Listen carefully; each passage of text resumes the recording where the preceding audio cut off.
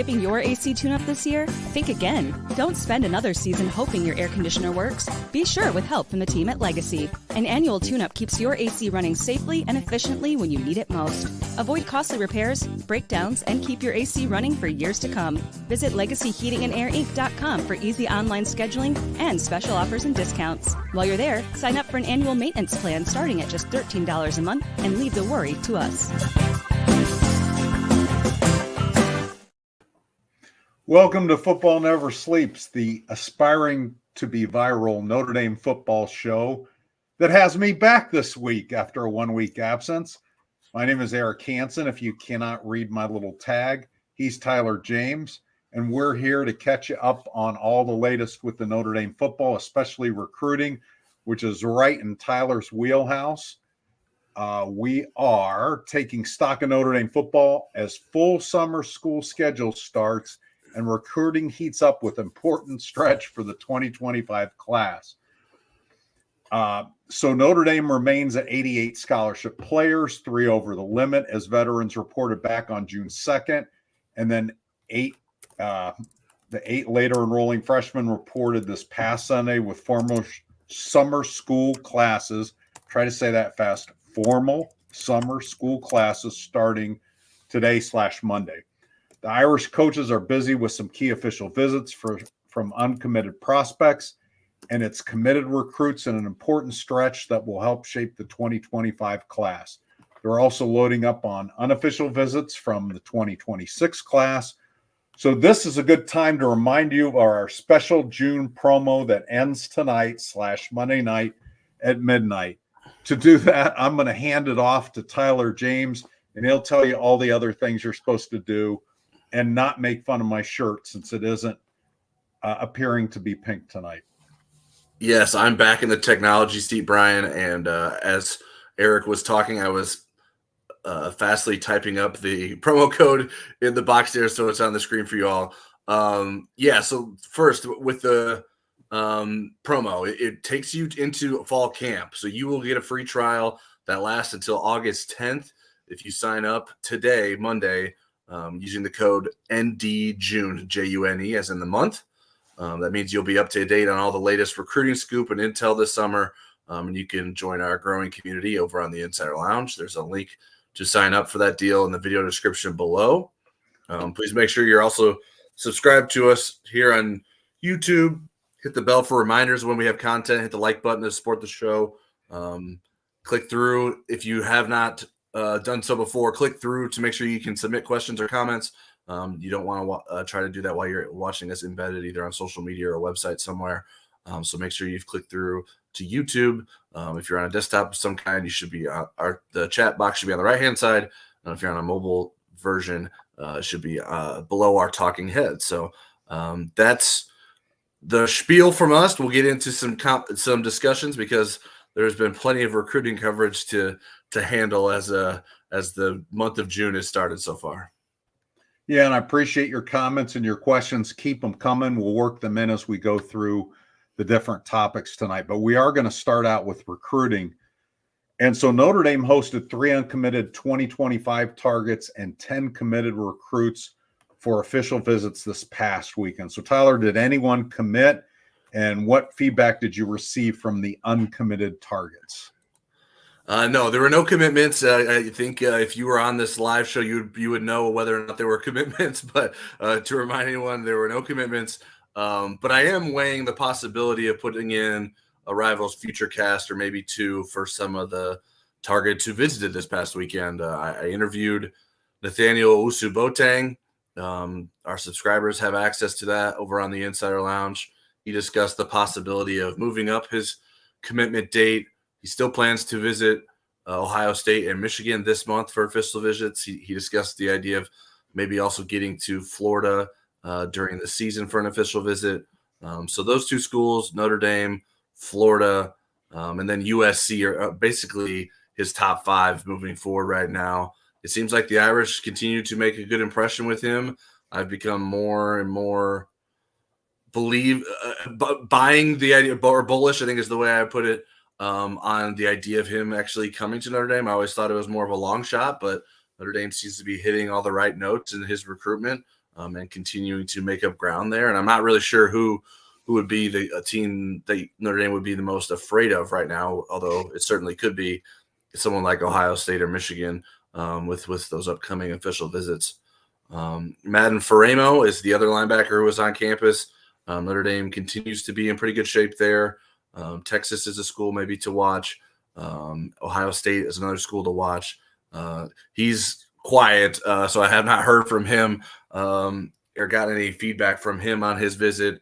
Jahmir Joseph is the third target that was on campus. He is a potential safety for Notre Dame that they're maybe opening to letting him play cornerback depending on how everything plays out. Cornerback is his high school position and what most teams have been recruiting him as, including Notre Dame, until Notre Dame sort of filled up with 3 cornerbacks in this class.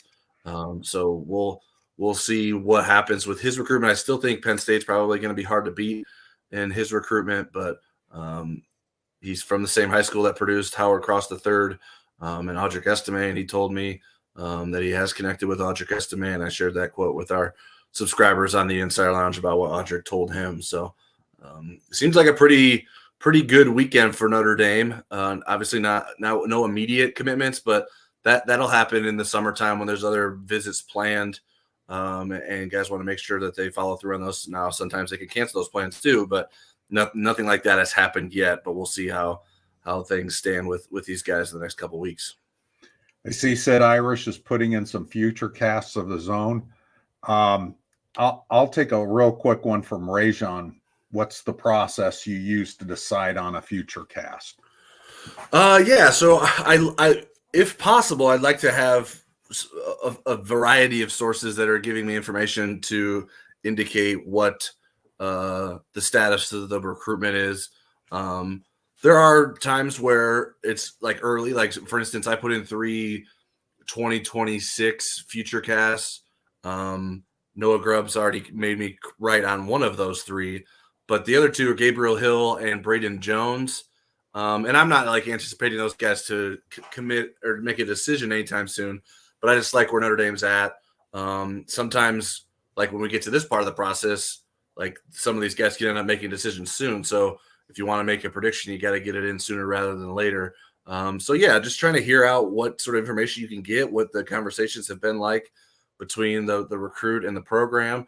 And especially like, for instance, the thing that is a little bit of my holdup with like Owusu Boateng and Faremo right now is like they have visits still coming, and I think their visits that are coming up are teams that are legit threats against Notre Dame. So it's like it's tough to put in a visit and then you could change your mind a week later because that visit blew them away too. So I think sometimes you have to sort of see when you want to be like, in my opinion, I'm not trying to be the first person to predict someone's going to go there. I'm trying to be right. I know people handle it differently in terms of how they want to put in their own predictions. But I'm trying to be accurate, which maybe that's just my reporting background that makes me want to be accurate rather than entertaining. But that's what I'm trying to do with my future cast. So a lot goes into it. It's not something that I just sort of do on a whim. There's plenty of reporting that goes behind it. And I usually almost always explain that reporting ahead of time on the Insider Lounge, unless there's something that's happening fast that doesn't give me the time to do that. But I'll explain why I'm putting those predictions in and give those predictions usually a day ahead of time before I actually publicly submit the future cast. And for Rajon, the reason I have not made future casts is because my process is the Magic 8 Ball. So you are on target with that. Okay, we're going to move ahead. There's 3 more uncommitted 2025 prospects visiting Tuesday through Thursday. Safety Jadon Blair, who Tyler snapped a picture of. He's already on campus. Wide receivers John Anthony Hall and Dylan Robinson. So where does Notre Dame stand with these 3 guys? Yeah, well, I know how tall Jadon Blair stands because I was able to stand near him as he arrived at the Morrison this evening. His height is legit at 6'4", 185. Someone that Notre Dame really likes as a safety recruit and has been recruiting for quite some time. I think Notre Dame's in a good position here. He's already made official visits to Virginia Tech, Louisville, and South Carolina. has official visits after Notre Dame, scheduled for Michigan, Florida State, and Penn State. So someone who's exhausting his options and making sure he's getting everything he can get out of this recruiting process to make sure he's making the right decision. But he also plans to have a decision by July 5th. So we'll know within a month what he's planning to do. And this would, if everything holds pat, and we'll get into this a little bit later, with Notre Dame already having 2 safety commits, I think Notre Dame would prefer Jadon Blair to be the 4th or the 3rd, and sort of finish the safety recruiting for this class. Dylan Robinson is a 4-star athlete out of Laverne Bonita High School in California. 6'3", 190 pounds. He's already made official visits to Washington and Utah. UCLA is another official visit he still has planned after Notre Dame. Don't have a great sense of where Notre Dame stands with him, and this will be his first visit. I should mention Jadon Blair has been to campus a few times now. I think this will be his 4th visit, or not will, it is, because he's already in town. So Robinson's a little bit of more of an unknown. I heard Washington made a really good impression on him with his first official visit. I haven't heard much out of how his visit to Utah went this past weekend, and we'll see what Notre Dame can do in terms of getting him or impressing him on his first trip to campus. He's someone that has some size at 6'3", 190 pounds. A lot of the Notre Dame's target outside of Derek Meadows are on the smaller side, and Dylan Robinson is somewhere between the two. Derek Meadows is a very large man. He's 6'6", but Robinson's 6'3", so it would bring some size to that position that Notre Dame is looking for, with maybe at least one more receiver in the class with some size. And the 3rd is John Anthony Hall out of Fishers High School in Indiana. That's outside of Indianapolis. He's a 3-star recruit on Rivals, unranked at the wide receiver position. Although when we talked about him last week with Greg Smith, our national recruiting analyst based in the Midwest, he felt like maybe he had undersold John Anthony Hall in the most recent rankings discussions. So we'll see if he climbs up in the future. He had over 1,000 yards receiving last year at Fishers, and he's a 3-sport athlete. He also plays basketball and track. He's already made official visits to Northwestern and Stanford, and then he'll wrap things up this month with official visits in state to Purdue and Indiana. So Hall seems like the guy that's maybe has the lightest competition for. Like, those are all schools that you would think, if Notre Dame wants him, can beat those schools out. But I think Notre Dame is in a very good spot with Blair as well. Robinson is the one that I'm not exactly certain of where things are trending there. And this will be Hall's first visit as well. So there's still some feeling out to be done there. But I think these are all – all 3 of these guys, it wouldn't be shocking to see them end up in Notre Dame's class. I think there's a lot of sort of sorting out to do with the wide receiver position, as Notre Dame needs to fill some more spots there. We're going to sort that out in just a minute. 2 uncommitted wide receivers will visit in this coming weekend, along with 11 committed 2025 recruits, including quarterback Deuce Knight, and then the wide receivers that are committed in the class, Jerome Bettis Jr. and Elijah Burris, and also notably safety Ivan Taylor. So your assessment about where Notre Dame stands with those 2 receivers coming in, Tanook Hines and Derek Meadows? Yeah, I think they're both, again, like the blaster. I think they're all recruits that are winnable.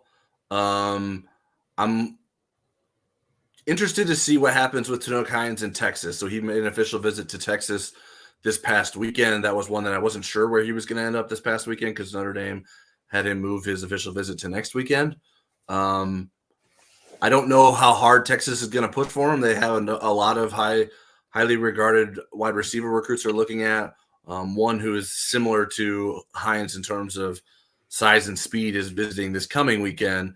And I think the perception that I have gotten a sense for is that maybe he would be higher on the pecking list than Hines is, but I don't have that for certain. So we'll see what happens there. Yeah, Irish Steel commented Lamborghinis there.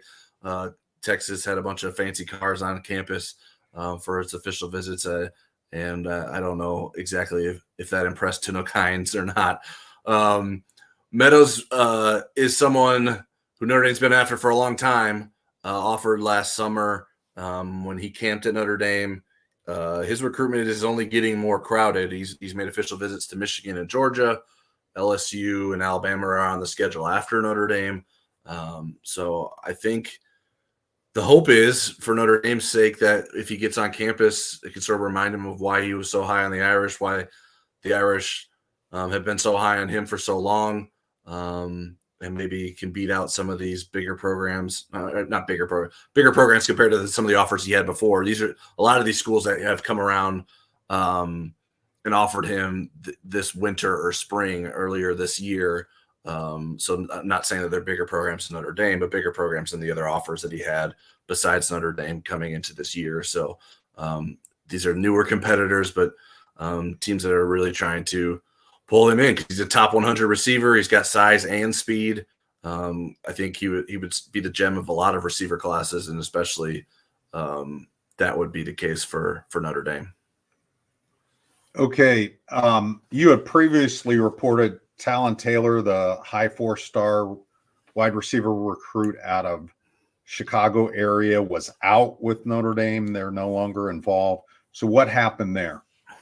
Yeah, I think a number of things happened. I think maybe most importantly that it just seems like he's going to end up at Georgia. He continues to make visits there. The other school that has been seen as a legit contender for them is Ohio State.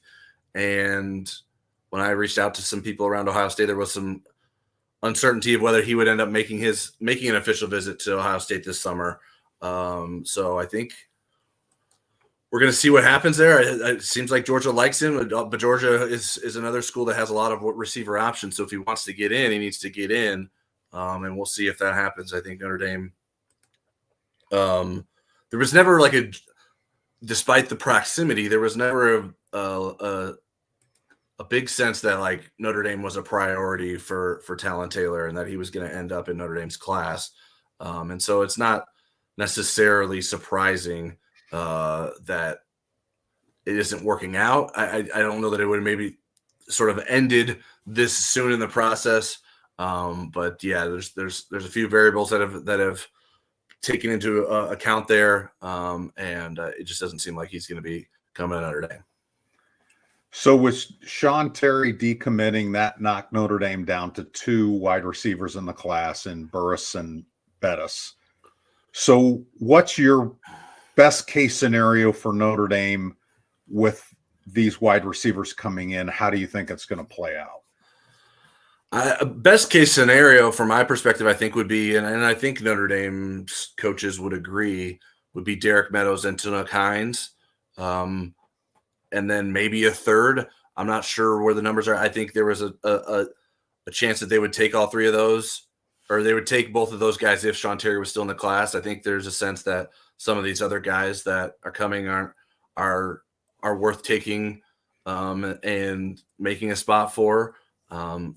Who that third would be, I don't know. I mean, John Anthony Hall seems like the most obvious choice just because of him being an in-state recruit, not necessarily a national recruit in terms of offers. So if there's a connection there, maybe that can work out in Notre Dame's favor.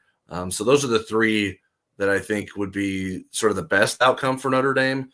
And I think it's too hard to know exactly how this is going to play out with these guys that are still going to make their official visit. So I'm curious how things go, especially with Dylan Robinson, what the status of his interest is in Notre Dame. But I think Notre Dame needs to at least get 2 guys. I think in a perfect world, they'd end up with 3 more of them. Hall is a 3-star on the Rivals rankings, which is who we're affiliated with. There are some other services that have him considerably higher. What's your sense of where this guy is? I talked to Tom Lemming, who does the Prep Football Report. He likes him a lot, and he thinks once basketball's kind of out of the picture, he's going to really surge as a football player. Yeah, I don't know. I mean, I don't know there's a ton of film on him that I've seen that's like, oh my gosh, this kid's incredible. It's not like he's a bad player. And then also him being a track athlete and basketball player, like I haven't seen any like crazy speed times. Like his best event was the long jump, which certainly reflects athleticism and explosiveness. He finished second in the state with I think it was 23-1. If that was off the top of my head. It is. So 2 inches shy of the state title. So yeah, he's a very good long jumper. How much does that apply to playing wide receiver? I don't. He was on their 4x1 team too. And his team won the state team title, Fishers High School. So I think he's a good receiver.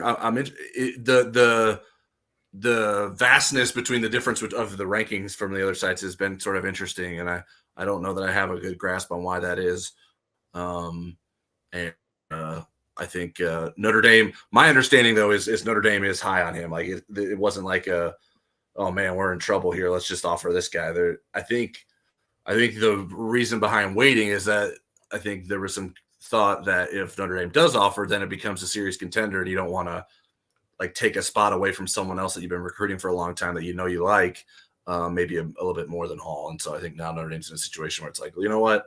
Let's see if we can push to get him, and we'd be happy to have him in class. Okay, and then Ivan Taylor, I mentioned him earlier, the safety. He took a official visit to Alabama this past weekend. He is supposed to be at Notre Dame this weekend.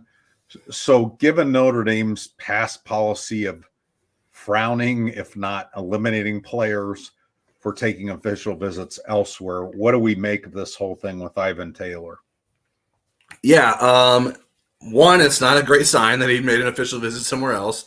However, he did communicate with Notre Dame staff about that, which is different than what Sean Terry did, although Sean Terry didn't make an official visit. He made an unofficial visit to Missouri earlier this spring, and then he actually made an official visit this past weekend after no longer being committed to Notre Dame. But it's not, and I don't think it ever really truly has been as cut and dry as like if you take an official visit, you're out. What does happen for certain is like Notre Dame starts making a backup plan and starts recruiting other guys. And if it has to make a decision between someone else and you, then it's going to do that if it feels like it needs to or doesn't like where things are heading. I think Notre Dame still has some confidence that it can hold on to Ivan Taylor, and obviously the fact that he's willing to come up to an official visit to Notre Dame this coming weekend is a good sign. Probably a better sense coming out of the weekend of, okay, is this someone we're still considering committed to us, or are we going to sort of sever ties? I think it's some of it's message sending, right? Like it's not that it necessarily changes a lot in terms of what Notre Dame's doing. Because if they're already recruiting other safeties because of the uncertainty, that's not going to change whether or not they officially call him committed or not. So it's a bit of a gray area. I think it's the thing that I think it's maybe the most concerning about is that does this open the door for Deuce Knight to be like, well, if Ivan Taylor made an official visit to Alabama, why can't I make one to Ole Miss? And I'll be interested to see if that happens. I haven't had any word that that's what's going to happen, but I think it gives Notre Dame less ammunition to be like, hey, no, our commits don't take official visits somewhere. And that would be a tough blow for Notre Dame if Deuce Knight makes an official visit somewhere else. So we'll see what happens. I think Notre Dame can still keep him in the class, but there's certainly no guarantee once he makes an official visit somewhere else. And it makes it more important for Notre Dame to try to get Jadon Blair in the class, keep Jahmir Joseph interested as someone that they've looked at safety. And there's another safety out there that Notre Dame hasn't offered that they're keeping tabs on and may make a move for if they need to. And I've covered that on the Insider Lounge, so I'll leave that for our subscribers that are interested in that. One more question before we go back to the queue here. What if Taylor made another official visit after he visited Notre Dame to somewhere else? I think Notre Dame's got to have that conversation. I think there's some discussion that he may do that. Okay. I think Notre Dame just needs to have a conversation with him about whether or not they're okay with that, what that means for him, and lay that out sort of plainly. I think it's probably easier to do that and to have those frank conversations in person. And Notre Dame can sort of say, okay, we're fine with that, but maybe after that visit, you need to tell us for sure if you're in or out. I think there's probably some conversations and some maybe terms, so to say, to sort of make an agreement upon, okay, how do we handle this moving forward if this is what you're doing? Okay, do you want to pick up a couple of questions before I continue? Yeah, I have some starred. I apologize if I missed some because I've been doing a lot of the talking, so I haven't been doing a lot of the reading. But I think I got most of them. So let me go to Brian Habermill. When you watch Notre Dame quarterback commit Noah Grubbs, which former Notre Dame quarterback or college QB in general would you compare him to? I might have missed this last week. Well, I'll let you answer that one because I haven't seen Noah other than his headshot. Nothing comes to mind. This is personally, like when it comes to player comps, I usually only, if something comes to mind, then I make that connection. Otherwise, like I don't try to force one because I think then you get into even more trouble. Like, well, what does that even mean? Or if I don't feel like there's something that I see, then it's hard for me to sort of just make one up. So I guess I'm copying out here, but I don't have one in mind. Maybe there will be one that comes to mind the more I watch Noah Grubbs as we go into his junior season. But I don't. There's not someone that comes to mind when you say who does Noah Grubbs remind you of? Right. I mean, size-wise, he's Kaiser size, but he's not as thick as Kaiser at this point, and we don't know. I don't think he's as much of a dual threat as Kaiser was. Right? Sorry, I was reading the chat at the same time. Okay. Anyways, I just blathered, so let's go to the next question. Andrew Cabanis says only 3 offensive linemen in the 2025 class. Is there any chance to get one more?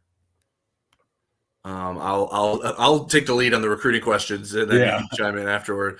Andrew, I don't think that Notre Dame will make a move for another one. I think they're comfortable with that. They've been consistently getting high numbers in offensive linemen, so they're not short in terms of numbers. The one person that they've been monitoring, as I covered last week on the Insider Lounge, is Cameron Herron out of Warren Central High School in Indianapolis. He's a shorter player, and I think Notre Dame, or not I think, my understanding based off my reporting is that Notre Dame sees him as a center. And so Notre Dame's not really sure if it wants to take a center in this class. That has not been something that Notre Dame has been considering. It has other options on the roster, so I would certainly be coming in as a deep backup center. And is that something that Notre Dame feels like is a need in this class? So that's sort of what Notre Dame is weighing. If Notre Dame decides it wants that, then I think Herron is someone that Notre Dame can certainly land. And I would like Notre Dame's chances if they did that, try to pursue that. But beyond that, I don't see anything else. Josh Petty was a name that they entertained, brought on campus as an offensive tackle, and Notre Dame didn't really make a big impact there, and has not sort of revisited any other offensive linemen to this point. All right, Sergio said, wait, I thought Tyler was gone this week. I am here for the start of the week. I'll be taking some time off later this week to finish a move to a new home. And so this will be the last time with this sort of setup, although we'll be trying to emulate something like this in my new apartment, though I may need some time to do that. I don't know what my background is going to look like come next Monday, but I'll be back next Monday. Eric will be back on vacation next Monday after I take some time to close the rest of this week out. But appreciate everyone being patient with us and putting up with our different guests. I thought Greg was awesome last week. I don't have a new or a co-host lined up for next Monday. I guess it could be Tuesday. I want to be flexible for our guests. But if you have any suggestions of someone you'd like to see co-hosting the show with me, let me know and I'll see if I can make it happen. I think Rajon would like you to have Ivan Taylor as the co-host. Okay. I got one more from Matt McCarthy. Apologies if this was already discussed, but if Jahmir Joseph and Jadon Blair both want to come, do you think the staff would take them both?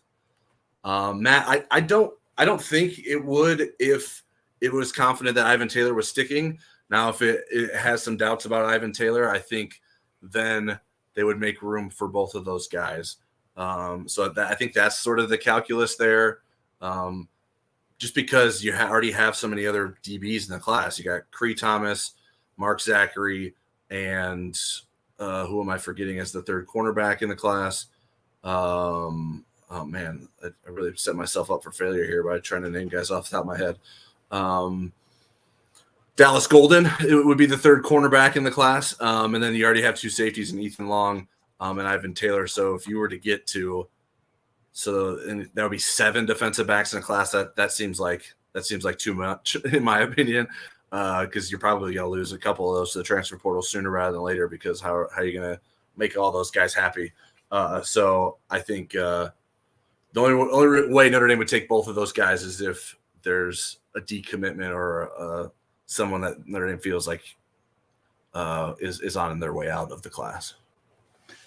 Okay, while we're kind of on the scholarship math kind of questions, what if both of those linebackers that visited this past weekend want in? They would take them. They're too good to turn down. Okay. These are elite linebackers. I think Notre Dame will find room for them. As we've seen with Notre Dame and linebackers, or high school linebackers, some of them grow into rovers at Notre Dame.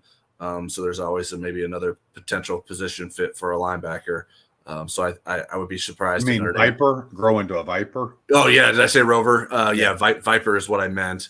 I don't see. Maybe Nathaniel Wusu-Boateng could be a Rover. I think he's big. He's bigger than Jeremiah, so I don't think he will be a Rover. I think I think both those guys are probably inside linebackers, even though they're ranked as outside linebackers as high school recruits. I think they probably end up being inside linebackers. But I do think, to answer your questions, they would take both of those guys if they both wanted in. Okay, and then the hypothetical math question: if there's no attrition and Notre Dame, doesn't swing and miss on a bunch of guys, is this it? I mean, are they done with official visits after this weekend until December, or do we anticipate there will be more visits in the fall? Yeah, they'll be done as long as there's not big whiffs, because there won't be any guys that these are all the guys they're going after. Really, there's not many guys that they're still going after that won't have made an official visit to this point. So yeah, we won't see more. All the commits will have made official visits at that point. Yeah, I think I put it as like 10 targets seemingly. Realistically, and that might even include Talon Taylor, so maybe 9 targets right now that Notre Dame's focusing on, and all those guys will have made official visits here in June. So any future official visits would be Notre Dame circling back on guys that at positions that they missed on at this point in the cycle. We've got some interesting content coming up with our talk with Marcus Freeman recently, but we want to hit a little bit more recruiting before we get to that. And that would have to do with the 2026 class. So let's reset that class for you. The Irish have 2 commitments in the 2026 class so far, 2 Floridians and quarterback Noah Grubbs and wide receiver Dylan Faison, the latter of whom also plans to play lacrosse. Tyler, you had Bayan Trujillo on the Inside ND Sports podcast last week, if I didn't butcher his name beyond recognition.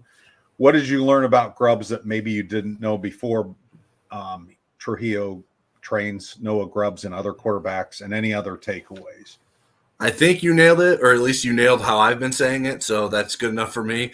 And I did ask him before we went live for the podcast if I was saying it right, and he gave me the thumbs up. But I think some guys aren't ones to correct you. Although after my discussion with Balin, he seemed like someone who would not be afraid to correct me if I did say it wrong. He certainly doesn't lack any confidence in Noah Grubbs or Balin's training abilities, and I think rightfully so, given some of the quarterbacks that he's training right now and the recruiting process and where they're at. Brady Hart is someone in the 2026 class alone that is a highly recruited guy, just like Noah Grubbs. Notre Dame was after him as well. Part of our discussion was he sort of talked a little bit about the relationship that Grubbs and Hart have and how they navigated that as being guys that were both being recruited by Notre Dame and who wanted to make a decision first. I think most recently Brady Hart now just got an offer from Clemson. And I think there's a thought that maybe that's a big difference maker in his recruitment. I think it's the first quarterback Clemson has offered in the class. And so Clemson does things a bit differently, not just in the transfer portal, but in recruiting as well. And it's funny to think that Notre Dame has a 2026 commitment at quarterback before Clemson had offered anyone at quarterback, but they do things a little bit their own way. That's how Dabo Swinney likes to do it. But yeah, Balin was very excited about Grubbs and his future at Notre Dame, and confident that he can do whatever Notre Dame asks of him. Okay. The Irish had an evaluation camp on Monday today, as we're recording this, with some 2026 prospects, including tight end J.C. Anderson. So how big of a priority is he? I think this camp was to help figure that out. Hopefully I'll have some more coverage on that moving forward. He's Rivals number 8 tight end in the 2026 class. Notre Dame has offered 4 others who are ranked above him in the Rivals rankings. Now I don't know exactly what that pecking order looks like for Notre Dame. Brock Harris was also on campus last week, who I think he's in the top 5 of tight ends. The class rankings just changed, so I don't remember exactly where he moved to or if he moved at all. But my understanding is that I think he's a kid that will take a mission trip. So he's a 2026 recruit now, but he may end up being like a 2027 or 2028 recruit when things are done. So his status might not necessarily impact someone like a J.C. Anderson or some of the other tight ends that Notre Dame is targeting in this class. But I believe J.C. Anderson is very high on Notre Dame. And as long as that's a mutual thought there, that Notre Dame is very high on him, that I think he could end up in the class. He was on my list of, I don't know how many I did. Maybe I think it was less than 10 of like guys who are most likely to end up in Notre Dame's 2026 class sometime earlier in the last month or so, because I just think that it would make a lot of sense for someone that is as talented as him and at a position that Notre Dame recruits well to end up at Notre Dame.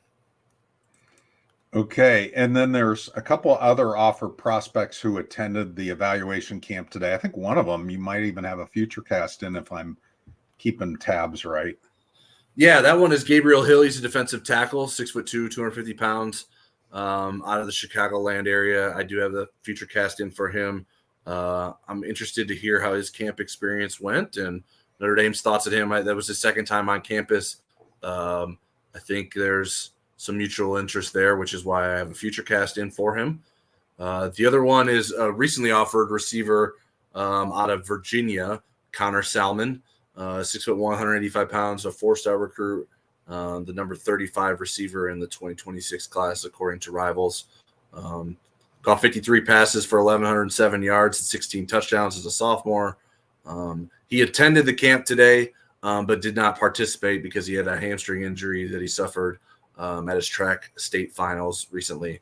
So he wasn't going to be running around, but he was going to be checking out campus and getting to know Notre Dame's coaching staff better and getting on campus for the first time. So we'll see if there's more news to come out of that camp. This was a camp that we were not given access to cover, so I don't have any insight into how people looked necessarily from my own eyes. And I hope to get some more information on that for our subscribers on the Insider Lounge. Okay, as far as 2026 defensive tackle Elijah Golden visits midweek, there's another evaluation camp next week, and safety Nick Reddish is coming next week. Anything significant of these visits or anything later possibly this month with the 2026s? I don't think there'll be anything later in the month after that evaluation camp.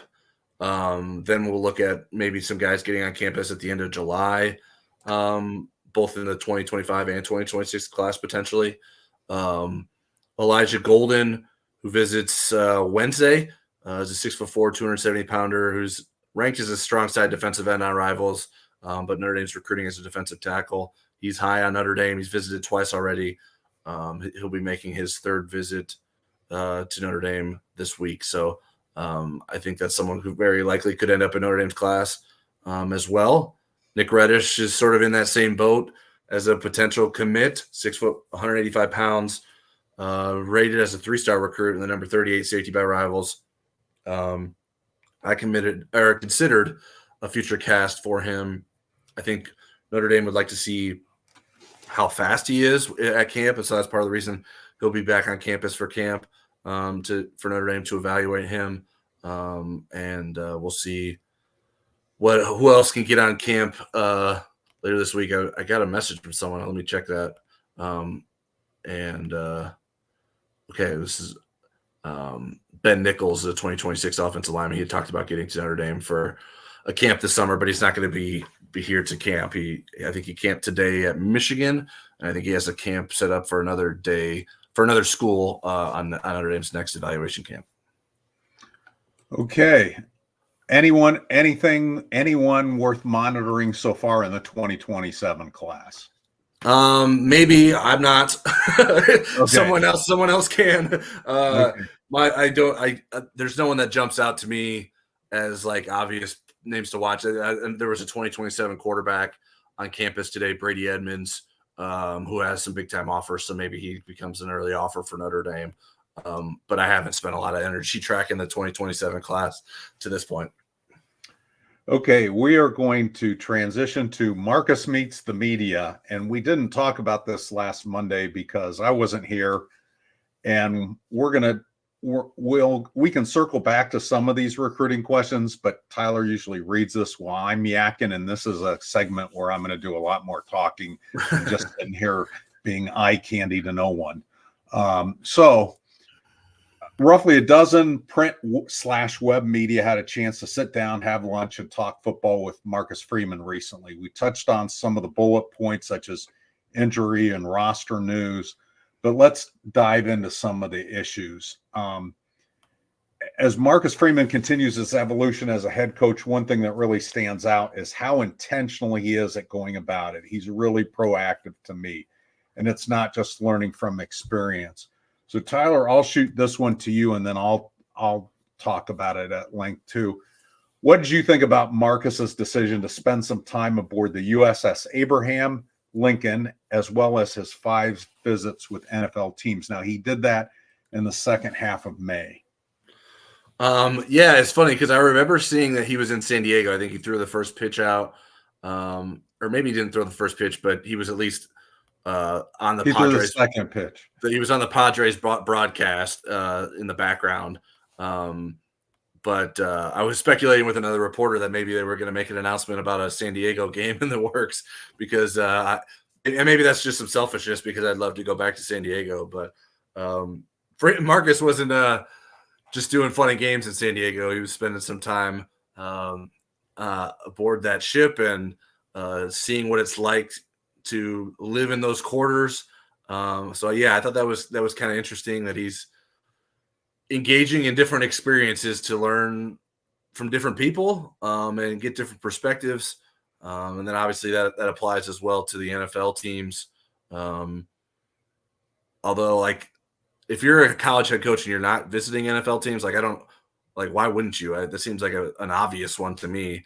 Right. So maybe I don't know if someone's like, wow, Marcus Freeman spent time with NFL teams. That's incredible. It's like, well, I think many do. And if they don't, they're probably making a bad choice. So let's not give him a ton of credit. I think the naval ship aspect of it is more interesting than the NFL teams. What about you?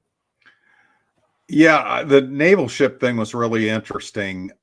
There were 5,000 people aboard this aircraft carrier. And it was pretty Spartan accommodations. He had a roommate, he had a community bathroom, but really he wanted to see how their leadership works and how they make decisions and things of that nature, and then what carries over to Notre Dame football. And I think the thing that I liked about the NFL teams, and the LA Chargers are one of the teams, I think it was the Ravens, the Commanders, Steelers maybe, and Browns, I'm thinking off the top of my head, but the kinds of questions that he asked and what he was looking for. I think there were times Brian Kelly visited with other college teams, and there were times he would visit maybe with a couple of pro teams. And he was intentional too, but I don't know if it was 5 of them in one May. And I think he was looking for different things. Like he visited Virginia Tech to learn more about special teams. He visited with Bill Belichick in New England because of some organizational things, roster management things. But I thought it was the thing that I really do like about Marcus is nobody has to tell him to be proactive about these things, or he doesn't wait for a problem to happen and then, okay, now I'm going to go solve it. He's okay. How can I get better? That's what really impresses me about his process. Mm-hmm. Okay. The next thing for me is in trying to optimize Riley Leonard's presence on the roster, Freeman and his staff did a deep dive on what went right and what went wrong with Sam Hartman. And Marcus Freeman mentioned he still talks to Sam fairly regularly. So what's your thoughts on what he had to say about what he learned? Yeah, well, first he was like very careful about what he wanted to, what he felt like he should say. Like Right. I thought that was noteworthy. And so I think we're all left to sort of fill in the blanks of what he was sort of filtering from himself.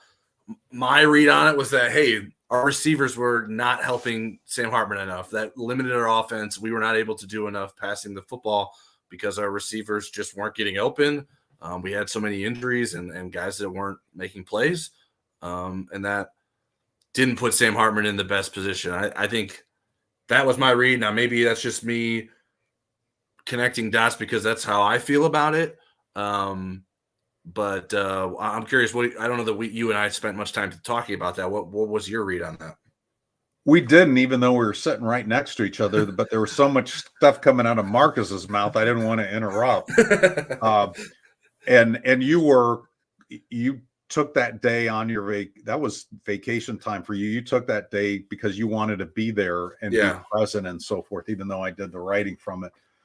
For me, one of the things that was interesting to me without shining the light on Jared Parker, I think Marcus was trying to shine it more on him, but he felt like they didn't do schematically enough to put Sam in the best positions, and that they weren't very good against good defenses. And he was very adamant about this wasn't Sam Hartman's fault. And so some of it was maybe me filling in the blanks because I did feel like Jared Parker's inexperience was part of Sam Hartman's problem. And he did say, hey, Sam didn't sign up for this. We changed coordinators on him. We had a new quarterbacks coach on top of that. And he was learning the offense while Sam Hartman was. So he was kind of setting the stage that this wasn't, Sam Hartman thought he was going to get Tommy Rees as his quarterbacks coach and his offensive coordinator. And that's not what he got. And he made the best of it. So I thought those were kind of interesting parts about it. And then I think the hiring of Mike Denbrock, it is a big part of this equation. The fact also where it doesn't apply to Sam Hartman versus Riley Leonard is Riley Leonard's skill set's different. And I think they're really excited about his ability to use his legs in certain positions or certain situations. Mm-hmm. So that the fact that they shined a bright light on what went wrong, I thought was more important than us agreeing on it, but we definitely took different parts of it. Okay. Okay. We've got a couple other places to go down this. Do you want to take some questions before we get there? Yeah, we can do that. Yeah, and we have some football related ones too. They're not all just recruiting ones. Okay. Jeff said, or I guess this isn't necessarily football. It's business, football business related. Jeff Stevens says, it looks like the NCAA has approved schools to have up to 3 ads/commercial logos on the field during games, including one at the 50-yard line. Would ND ever do this, and what could the logo be? Well, they've resisted that about having it on a scoreboard other than NBC. They've resisted it in other sports.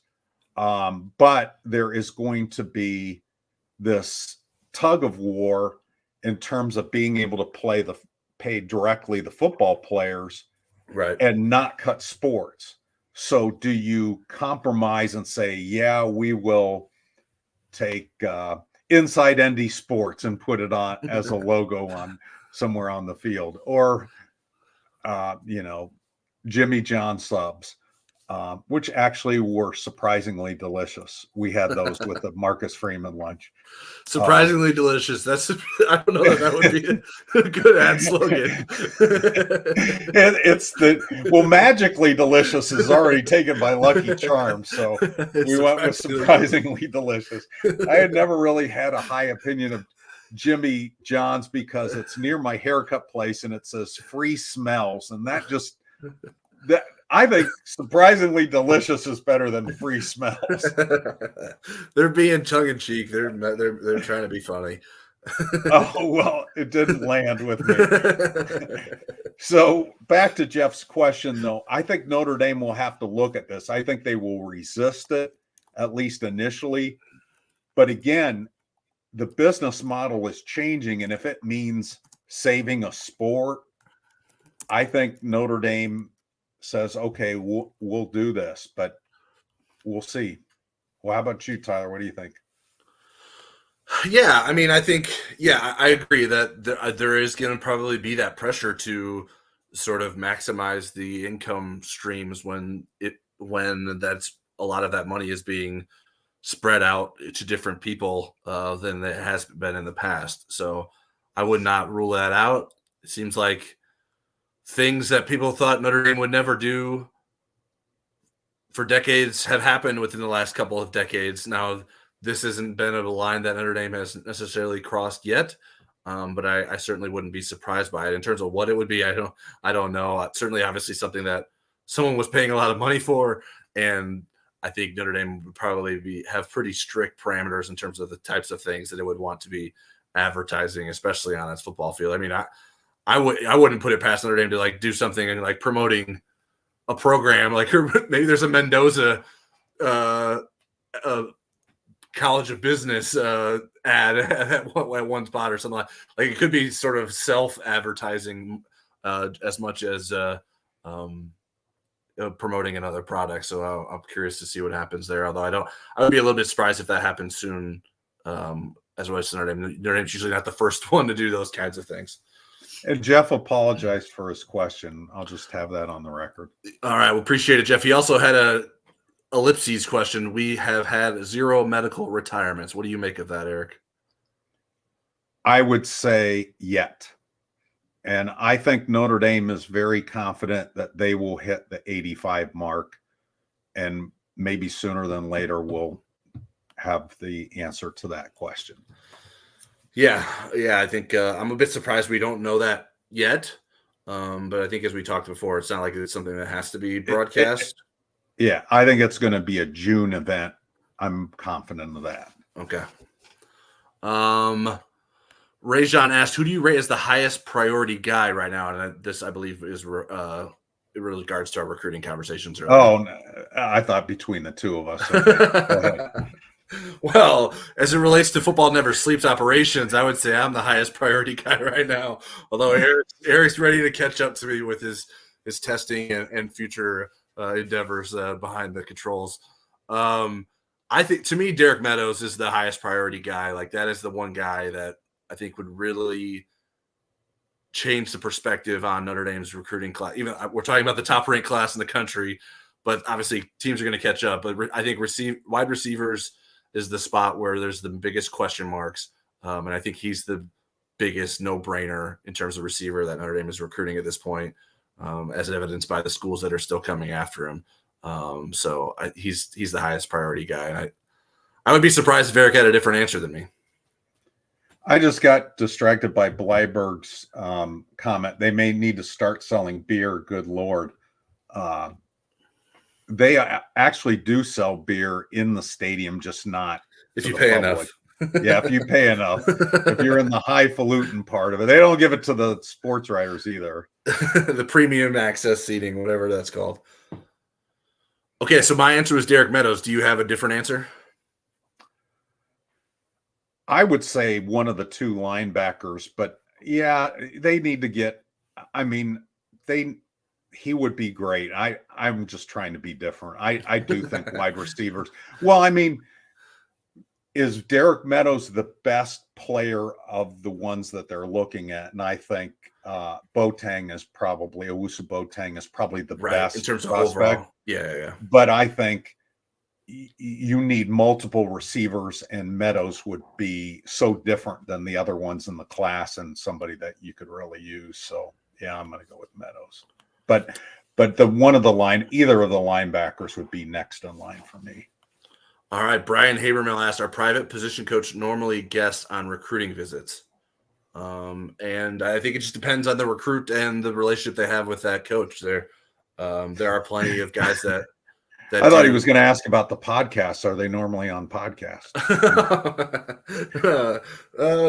Not too many. I don't know if maybe that was a first. I guess I don't know. I didn't go back and think about it, but I thought that was a good time to have someone like him on. So yeah, there are guys that certainly do make those visits with them. Sometimes it can depend on people's family situations. Right.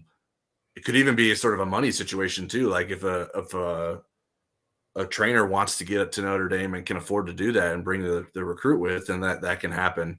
Maybe that takes the burden off of the family trying to pay for something like that. So yeah, there's a number of every recruiting cycle that happens to. I don't know that I could put a number on it.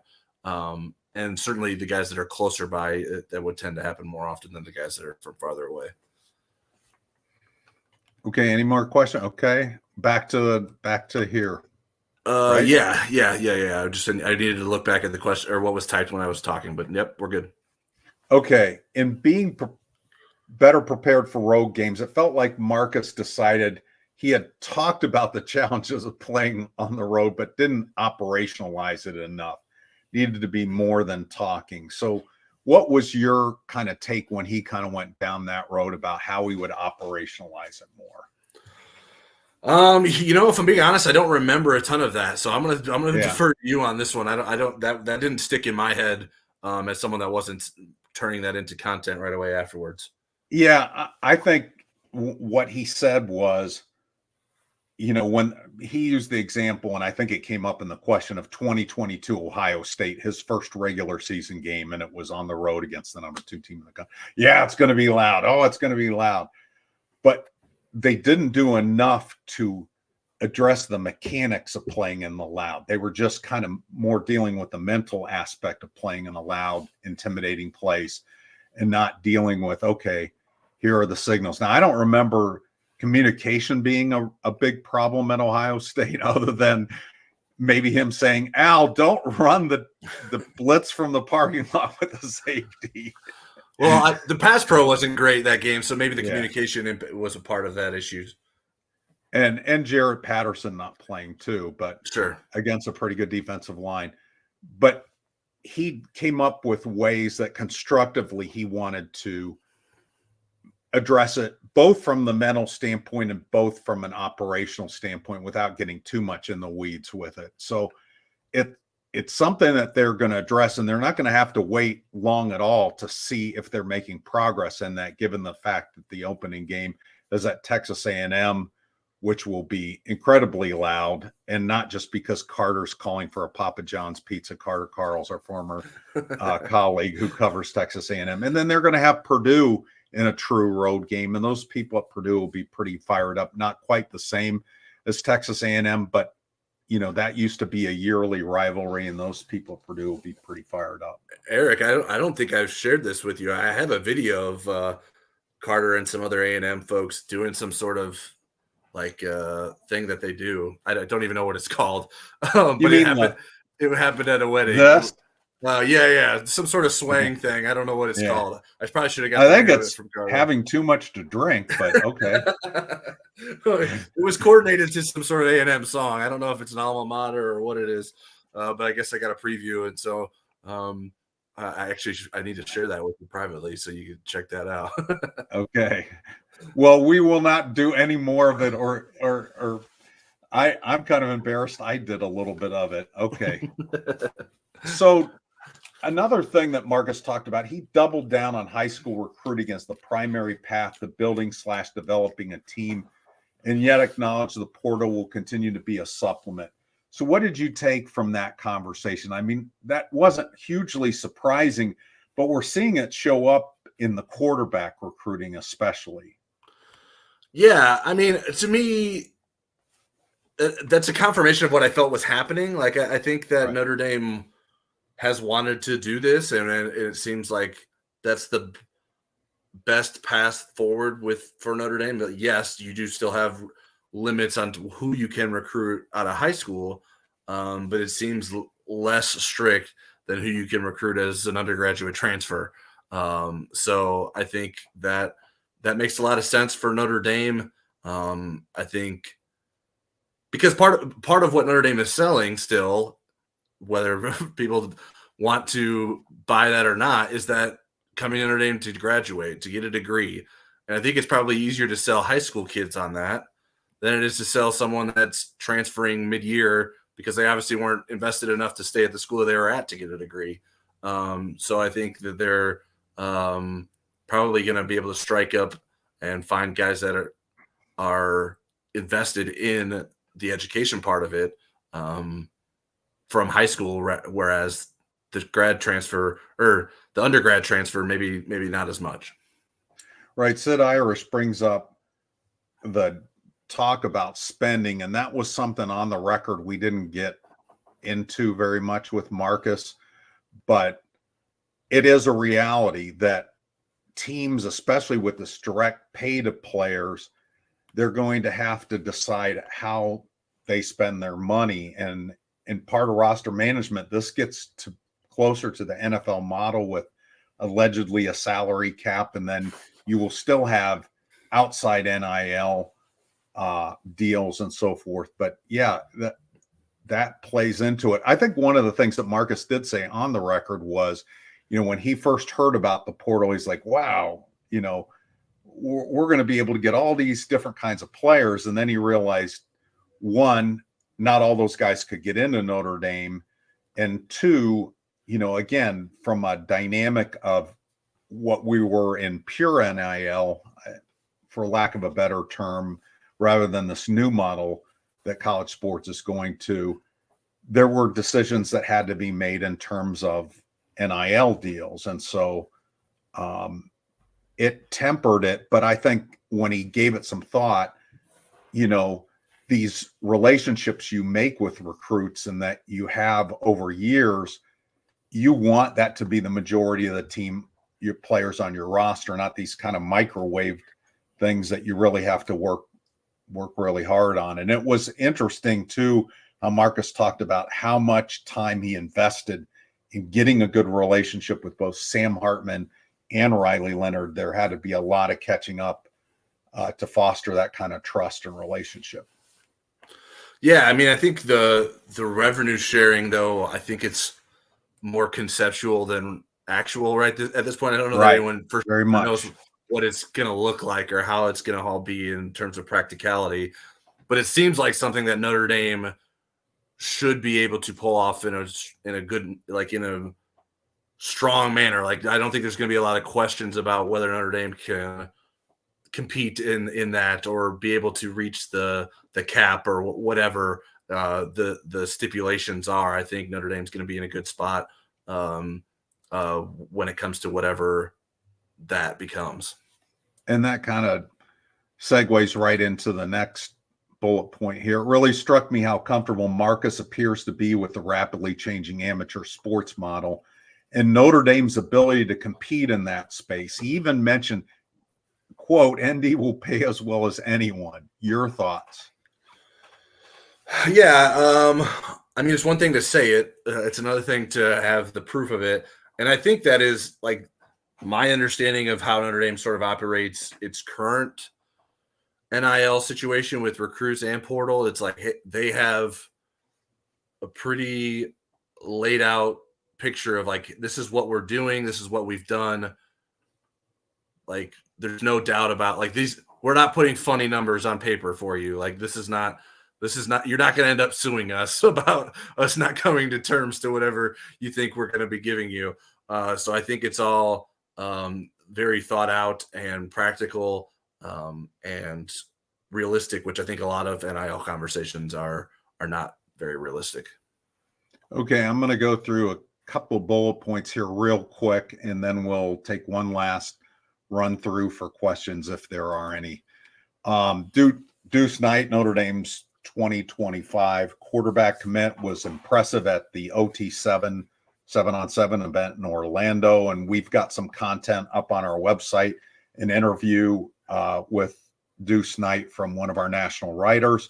Notre Dame adds Boise State to the 2025 home schedule. Marcus Freeman expanded during our talk on Aussie punter James Randell, how he ended up at Notre Dame. And I did see a question earlier. Yes, he is already on campus. And then as we speculated, Devin Ford did, in fact, move back to running back to make up for the long-term loss of Jabron Payne with an ACL tear/surgery. So, Tyler, do we have anything else we need to hit before we say goodbye? I don't think so. I think we've done that. Rajon asked about Rendell. Have you seen film of the Aussie punter? I think the only film that's out there is like one punt that I've seen of him do. I haven't seen much other than that. So we'll obviously coming in August or even late July, we'll get a chance to see him with Notre Dame, and they need to get him ready to go. I did see him at the Irish Invasion. He was walking around checking things out, and I think his height was pretty accurate. He looked like he was a pretty tall guy. There wasn't a metric to feet lost in translation, miscalculation there. I think he is legit 6'5" or whatever he was listed at. I think it's 6'6", so maybe he is fudging. Oh, Jeff Stevens has a question. Eric, I had a chat with myself last Wednesday. Are you back with the chat on this Wednesday? I am. I'm making a June chat. We're going to chat on this Wednesday, and then probably not again until July. But we will definitely do it this Wednesday. All right. I think that's it for us. If you're not a subscriber to our website, today is the last day to take advantage of our free trial offer that runs into fall camp that we promoted earlier in the show. If you use the promo code NDJune, as we have there on the screen, before midnight on Monday night, you'll get premium access until August 10th, which means you'll be up to date on all the latest recruiting scoop and intel this summer. You can join our growing community over on the Insider Lounge. There's a link to sign up for that deal in the video description below, so make sure you take advantage of that before it expires. I don't want to hear any. I didn't know it was expiring. We've been telling everyone about it. Make sure you take advantage of it. We won't have a podcast this week. Like I mentioned earlier, I'll have a Football Never Sleeps next week with a co-host TBD. So yeah, like I mentioned earlier, if you have any hosts you'd like to see, leave us a comment with a suggestion. I know Brian was asking earlier, first parameters. Someone from a different network outside of Rivals is probably less likely, unless there's like a pre-existing relationship there. But it doesn't have to be someone that works for Rivals either. It could be someone else. So let us know what you think. If you have some ideas of who you'd like to see me talking with next week and who you'd like to ask some questions of. Thank you to Legacy Heating and Air for sponsoring us. And for you that missed the promo, but still want to impress your dad, and I'm a dad that wants to be impressed, instead of buying them a pink shirt, get them a gift subscription to Inside ND Sports. They're available in all different price points and lengths. You can get them 1 month, 3 months, 6 months, a year. Until Tyler's hair's gray, you can do all those things. Oh, man. So like 3 months? Is that how hard the move's going to be? No. Let's not pretend that's what that was about. That'll be it for us this week. I appreciate you guys tuning in. Thanks, Eric, for being back, and we'll keep you guys up to date. Head over to InsideNDSports.com for all the Notre Dame coverage you need. Have a great week.